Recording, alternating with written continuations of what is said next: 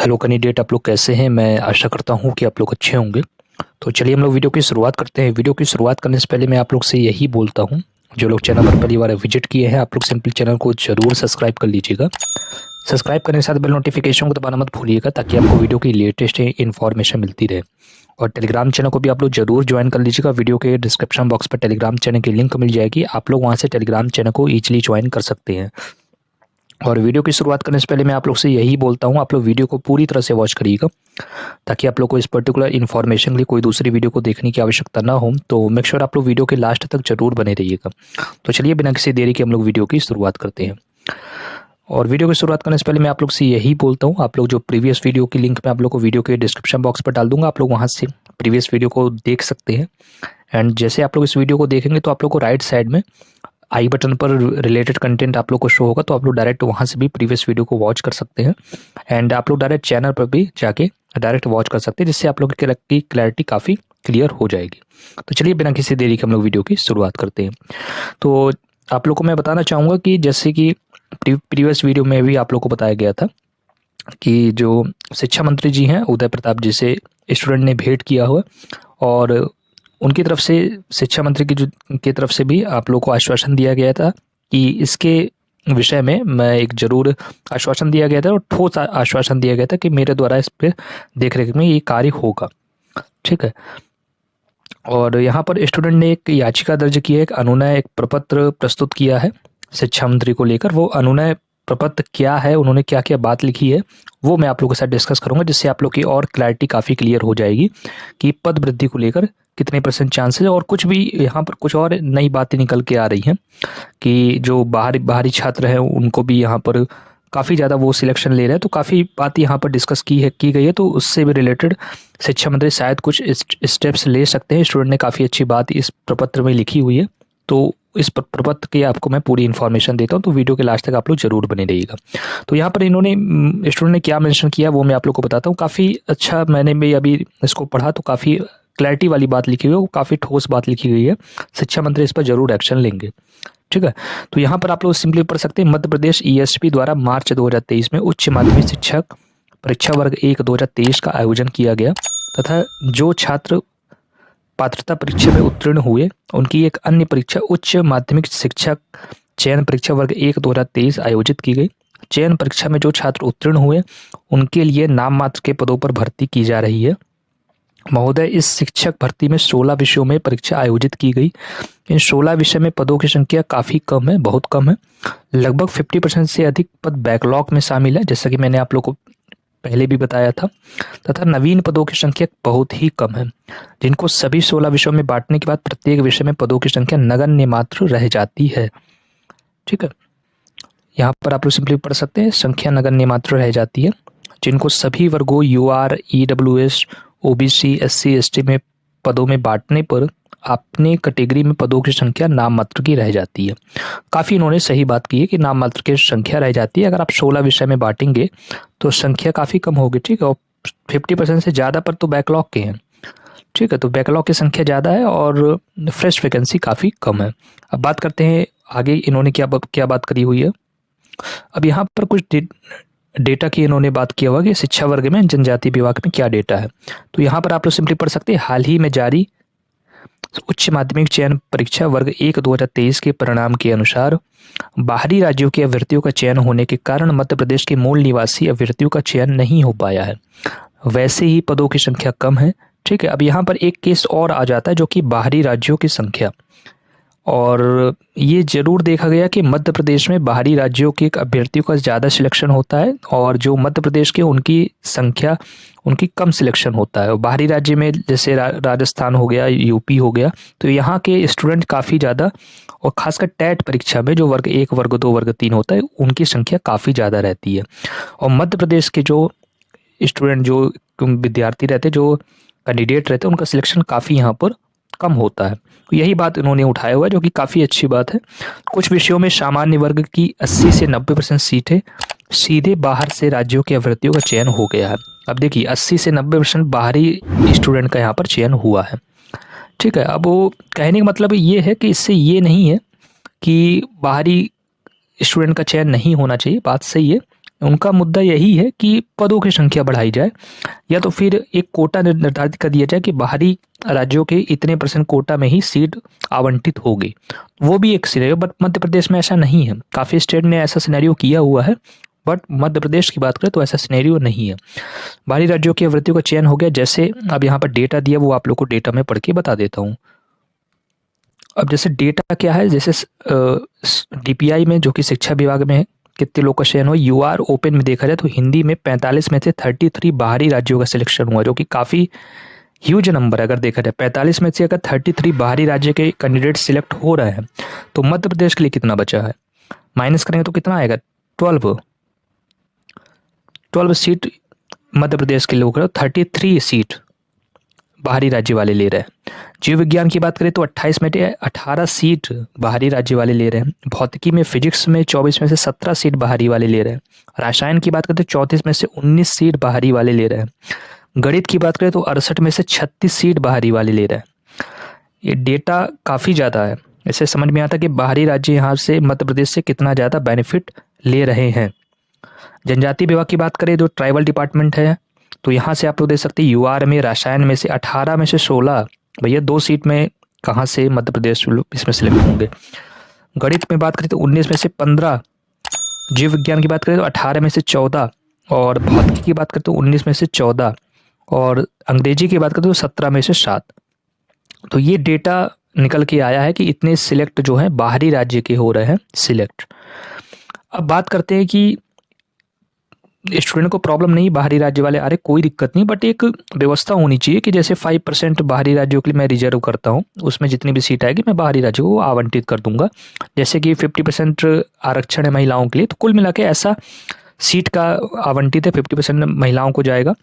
और भी अभी ये 50% से लेकर 75% भी हो गया। तो जैसे हर एक चीज़ का कोटा होता है वैकेंसी का, तो इसी प्रकार 5% जो है वैकेंसी बाहरी वाले को रखना चाहिए। इतने % जैसे हर एक कैटेगरी में बचा तो वो होना चाहिए, ठीक है।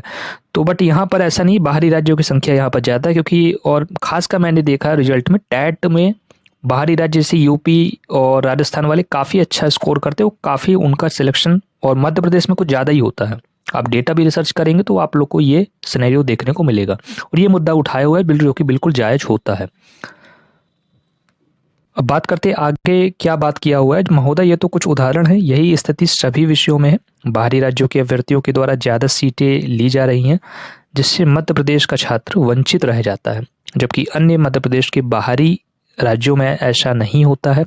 बाहरी राज्यों के लिए सीट निश्चित होती है, सभी सीटों पर मान्य नहीं होते महोदय। जिससे निवेदन है कि नियम बनाकर बाहरी राज्यों के अभ्यर्थियों के लिए एक निश्चित कोटा किया जाए, जिससे मध्य प्रदेश के मूल निवासी अभ्यर्थियों को रोजगार मिल सके, ठीक है, काफ़ी अच्छी बात है। अतः निवेदन है कि उच्च माध्यमिक शिक्षक चयन परीक्षा वर्ग 1 2023 में बाहरी राज्यों के अभ्यर्थियों के लिए निश्चित कोटा किया जाए महोदय। अभ्यर्थियों ने दी परीक्षाओं, एक पात्रता परीक्षा दिया, फिर इसके बाद चयन परीक्षा पास की, जबकि सन 2018 चयन परीक्षा के लिए केवल एक परीक्षा हुई थी, जो कि पात्रता परीक्षा थी। सन 2018 में लगभग 18,000 पदों पर भर्ती हुई थी, जिसके सभी 18,000 नवीन पद थे। काफ़ी इंपॉर्टेंट बात है। अभी हुई परीक्षा 5 वर्ष के लंबे इंतजार के बाद हुई है, जिसमें लगभग 1,75,000 अभ्यर्थी पात्रता परीक्षा में शामिल हुए हैं। वर्तमान में उच्च माध्यमिक चयन परीक्षा वर्ग 1 2023 में 8,720 पद दिए गए, जिसमें से लगभग 4,000 पद सीधे बैकलॉग के हैं तथा नवीन पद 4,720 है बचे हैं। चूंकि बैकलॉग के पदों का लाभ सभी वर्गों को नहीं दिया जाता है, अतः नवीन पदों की संख्या बहुत कम रह जाती है, जिसमें सभी वर्ग को शामिल किया जाता है। लेकिन हाल ही में जारी शुद्धि पत्र के अनुसार OBC के 13% पदों को होल्ड कर दिए गए हैं, जिसके कारण पदों की संख्या और कम हो गई है, जिसमें नए शुद्धि पत्र के अनुसार अब नवीन पदों की संख्या लगभग 4,000 शेष बची है, जिनको सभी विषय में बांटने के बाद पद बहुत कम रह जाते हैं। नवीन पदों की संख्या कम होने के कारण 2-2 परीक्षाओं को उत्तीर्ण करने वाले अभ्यर्थियों का सिलेक्शन नहीं हो पाया है।